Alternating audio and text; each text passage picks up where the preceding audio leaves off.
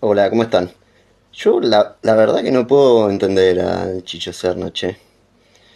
No sé ustedes si son hinchas de Boca, si me lo pueden explicar, ¿no? No puedo entender cómo sale a decir eso de Villa.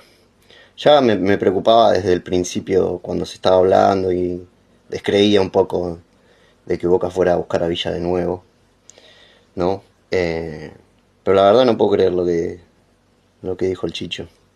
Te queremos, Chicho, sos ídolo y todo, pero me parece que la pifiaste, ¿no? Creo que nosotros nos pasamos diciéndole a nuestro rival de toda la vida, ¿no? Que hay manchas que no se borran, ¿no? Eh, Somos un poco hipócritas, ¿no? Si decimos que hay manchas que no se borran y perdonamos a ciertas personas. No sé, digo, me parece. Román, media pila.